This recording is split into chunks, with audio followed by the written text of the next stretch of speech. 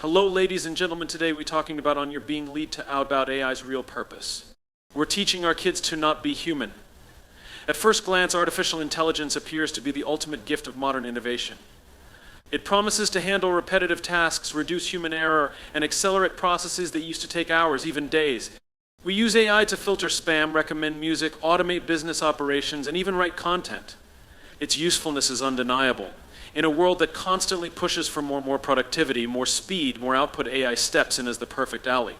It fits seamlessly into our need for convenience and immediacy, but beneath this polished surface lies a more complex and frankly more unsettling truth. AI is not just a tool for efficiency. It's becoming a quiet architect of how we think, what we value, and how we interact as human beings. Convenience has become the currency of our time. We measure progress by how much effort we can eliminate. We celebrate when something becomes just a click away or when a process becomes automated. But this pursuit of ease is costing us something far greater than we realize. We are trading depth for speed, complexity for simplicity, and reflection for reaction. In doing so, we are changing not only how we do things, but who we are in the process. AI doesn't come with moral understanding, emotional depth, or cultural sensitivity. It doesn't ask questions about ethics unless we program it to. It doesn't feel the weight of history or the nuance of human connection. Yet we are allowing it to shape decisions in everything from hiring and education to healthcare and law enforcement. This should concern us not because AI is evil, but because it is neutral. It mirrors our input, reflects our biases, and amplifies our priorities.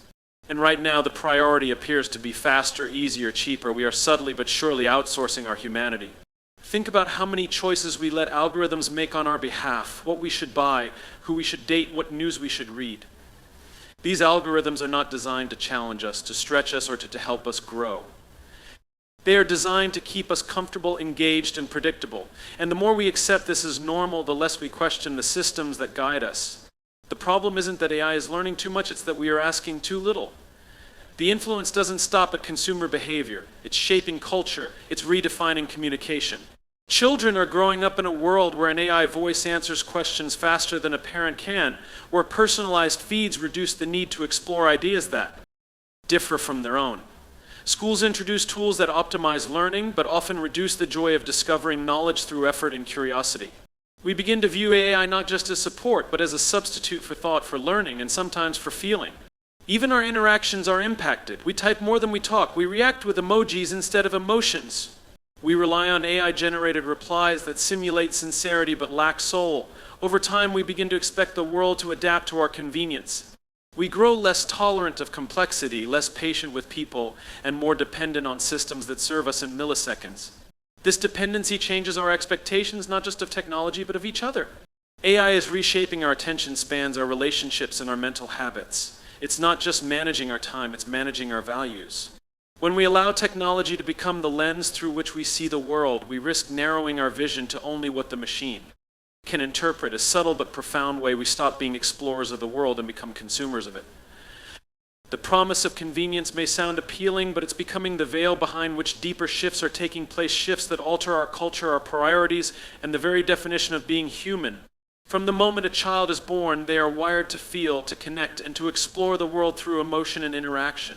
They cry to express need, laugh to share joy, and ask endless questions not just to gain knowledge but to understand their place in the world.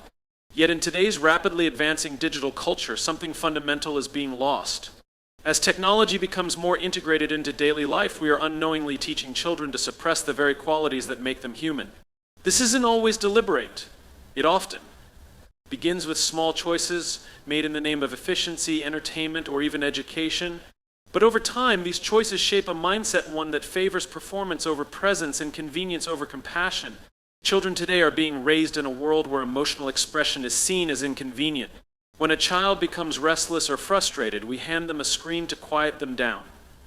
When they feel bored, we distract them with fast-moving content. We are conditioning them to avoid discomfort at all costs, rather than helping them build the tools to navigate it. In doing so, we remove the very experiences that develop resilience, empathy, and patience. We teach them to scroll through problems instead of facing them, to swipe away discomfort instead of understanding it. Emotions are not obstacles to overcome, they are guideposts for understanding, for connecting, and for growing. But our digital-first parenting often sends a different message: stay entertained, stay distracted, stay out of trouble. In classrooms, the pressure to produce measurable results has led to a growing reliance on standardized tools and digital assessments.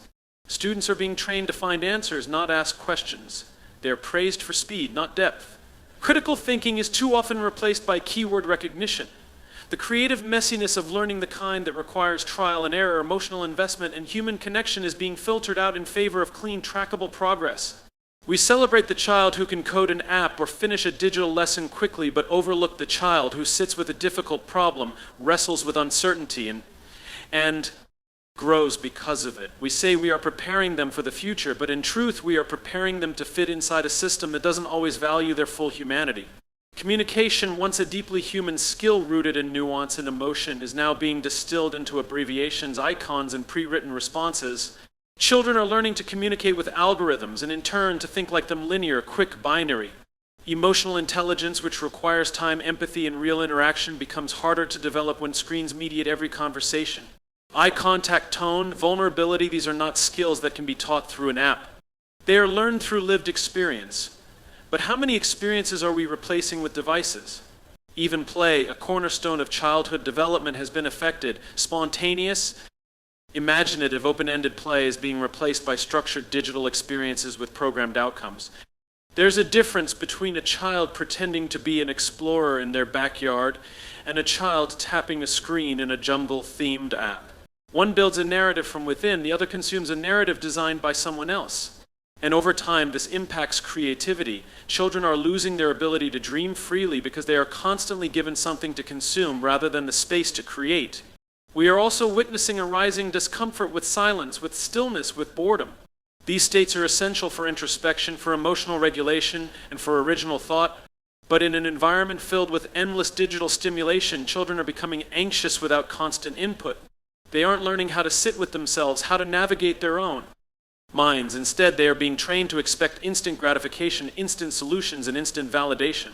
Perhaps most troubling of all, we are normalizing the idea that being human is inefficient, that thinking slowly is a problem, that feeling deeply is a distraction, that needing connection is a weakness. When in reality, these are the very things that define us. By failing to nurture these traits in our children, we aren't just adapting them to a digital world, we are asking them to leave their humanity behind in order to fit into it. Technology has always been a reflection of human potential.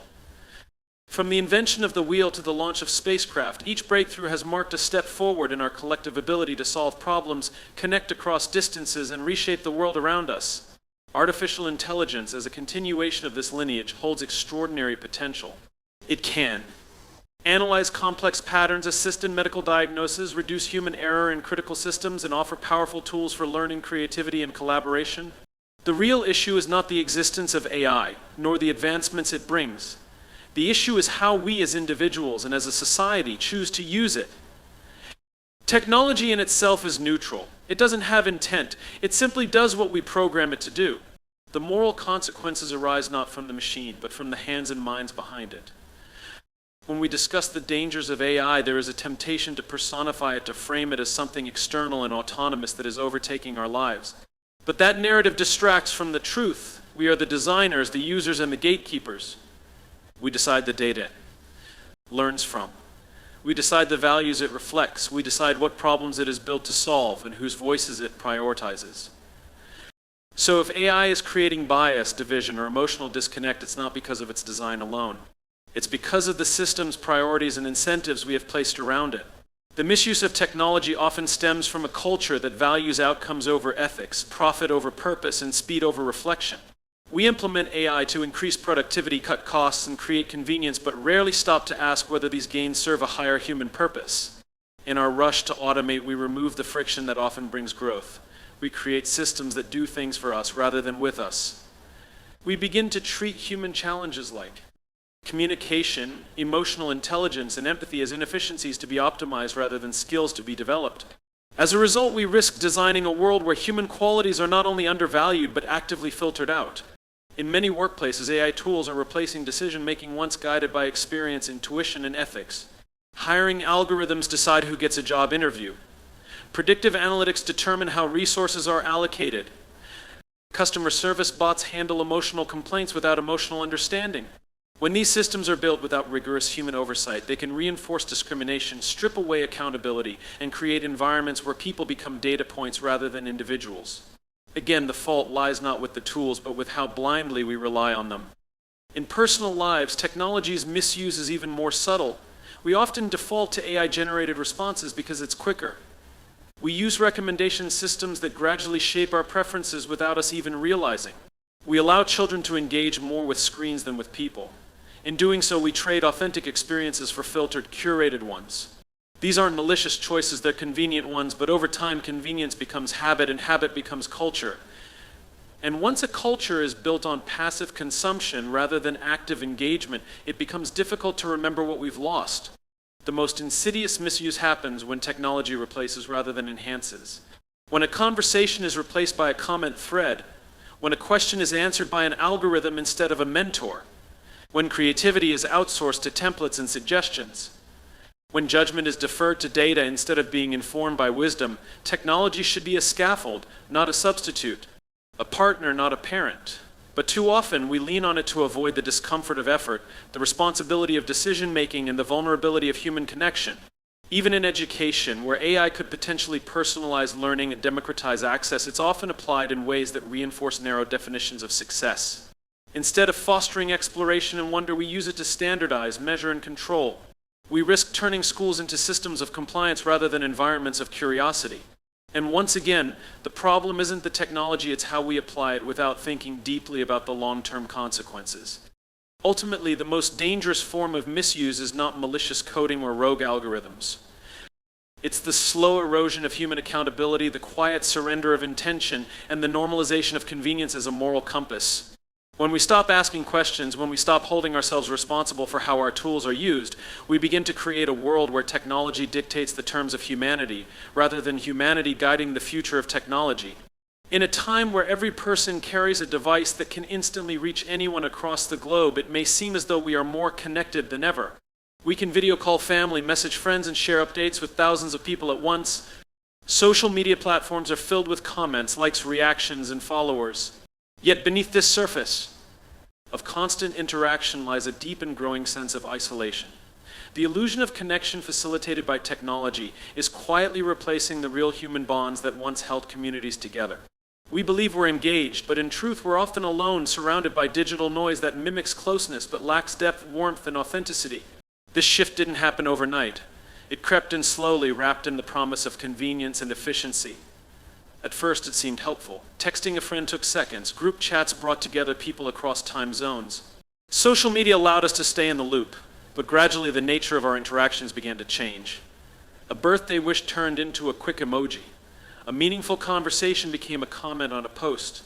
A moment of vulnerability was replaced by a curated photo. Over time, the value of presence, of sitting together, listening deeply, and truly being there started to fade. What remained was a highlight reel, a facade, a digital performance mistaken for real intimacy. One of the most telling signs of this shift is the growing discomfort with silence and stillness. In moments when we once would have struck up a conversation, reflected quietly, or simply observed the world around us, we now reach for our phones. We scroll through updates, refresh feeds, and jump from one screen to another, chasing a feeling of connection that never fully satisfies. And when we do interact, it's often through brief texts and reactive gestures, not through meaningful exchanges. The technology doesn't force this, it enables it. But we choose it again and again until the habit becomes instinct. Children growing up in this environment are particularly vulnerable. They are learning that connection happens through screens, that friendship is measured in likes and follows, and that presence can be replaced by visibility. They aren't taught to sit with someone's pain, to read the subtleties of body language, or to comfort a friend with a quiet presence. Instead, they learn to react with digital symbols, to keep conversations superficial, and to move on quickly. They may be fluent in technology, but many struggle with the depth and patience that human relationships require. We've mistaken technological literacy for emotional intelligence, and in doing so, we are failing to equip them with the tools they need to form lasting, genuine bonds. The workplace has not been immune to this illusion either. As digital collaboration tools have expanded, face-to-face interactions have decreased. Meetings become video calls, conversations turn into bullet points, and while these tools are useful for efficiency, they can also strip away the human context that builds trust and collaboration. Nuances are lost. Empathy is harder to express. Misunderstandings are more frequent. We may think we're connected because we're always available, but availability is not the same as engagement. Being reachable is not the same as being understood. Even in families, this illusion takes hold. Parents and children may be in the same room, each engaged with a different screen, each living in a separate digital world. Meals are eaten while watching videos. Car rides are silent except for the sound of headphones. Conversations are interrupted by notifications. Slowly, the rituals that once bonded families, shared stories, eye contact, undivided attention begin to erode. The home becomes a collection of individuals occupying the same space but not truly sharing it. What makes this illusion so dangerous is that it feels real enough to go unquestioned. We feel busy, we feel seen, we feel like we're keeping in touch, but often we are just grazing. The surface of relationships, never diving deep enough to truly connect. And this shallow engagement leaves us hungry for authenticity, for presence, for the irreplaceable warmth of human contact. The paradox is clear. In an era of unprecedented connectivity, we are experiencing an epidemic of loneliness. And it's not because we lack tools to connect. It's because we have forgotten how to truly use them to nurture what matters most. We are witnessing a quiet crisis unfold in plain sight, yet it's often misunderstood or ignored because its signs aren't always loud or visible. The next generation is growing up emotionally unprepared for the complexities of life, relationships, and personal growth. Children and young adults today are entering a world of relentless speed, filtered identities, and instant validation, yet they're lacking the emotional resilience and self-awareness required to navigate it. They're not broken. They're simply underdeveloped in the very skills that once defined maturity and human connection. This emotional unpreparedness isn't an accident, it's a result of the environment we've allowed to shape them.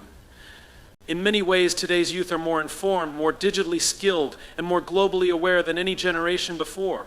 They have access to endless content, unlimited knowledge, and tools for creation that once belonged only to professionals. But with all these advancements, one critical area has been left behind: emotional development. While they may know how to build a social media presence or code a program, many struggle with the basic but essential ability to handle emotional stress, have difficult conversations, or understand themselves and others on a deeper level. This isn't a failure of character, it's a consequence of what we've emphasized and what we've neglected. One of the most alarming patterns is the avoidance of discomfort. The world being built for young people increasingly removes the friction of human experience. Boredom is cured with a swipe. Conflict is avoided by ghosting. Pain is numbed by distraction. These coping mechanisms are not just learned, they are modeled. Adults themselves reach for their phones instead of facing hard emotions. They scroll through curated realities instead of confronting their own. And children, watching this, internalize the message: difficult feelings are to be escaped, not examined. As a result, many young people grow up emotionally shielded but not emotionally equipped. Anxiety, depression, and loneliness have surged among teenagers and young adults not because they are weak, but because they're trying to function in a world that asks more of their minds than it prepares them for. The digital world never turns off. Notifications don't stop. Comparisons never end. And in the absence of strong emotional grounding, these pressures can overwhelm even the brightest minds. Without tools to process disappointment, failure, or rejection, many turn to avoidance or over-identification with their digital selves. The curated online identity becomes safer than the vulnerable and perfect reality. In schools, the problem persists. We have prioritized academic and technical performance over emotional education. Children are tested on formulas and facts, but rarely taught how to recognize their emotions, resolve conflict, or build empathy. Emotional intelligence is often sidelined, considered a soft skill rather than a foundational one. And yet, emotional intelligence is what allows people to thrive, not just survive in their careers, relationships, and communities. A generation that can build apps but can't build trust is not a well-prepared generation. Family dynamics have also changed. Parents, often overwhelmed by their own challenges, may default to technology as a parenting aid. Screens become the babysitter, the reward, the distraction. Meaningful conversations are shortened or skipped altogether. Time that could be spent building emotional bonds is lost in the hum of entertainment. It's not always intentional, but over time it accumulates. Children raised in these conditions may know how to navigate an app store better than their own emotions. What's even more troubling is that many young people don't realize they are emotionally unprepared. They feel the symptoms: stress, detachment, exhaustion, but don't have the language to describe the root. They seek belonging in followers, validation in likes, and purpose in trends, but still feel lost. And because vulnerability is rarely modeled or encouraged, they often carry these struggles silently, believing that they're the only ones feeling this way. This emotional unpreparedness manifests not only in personal well-being, but in how the next generation will lead, collaborate, and shape the future.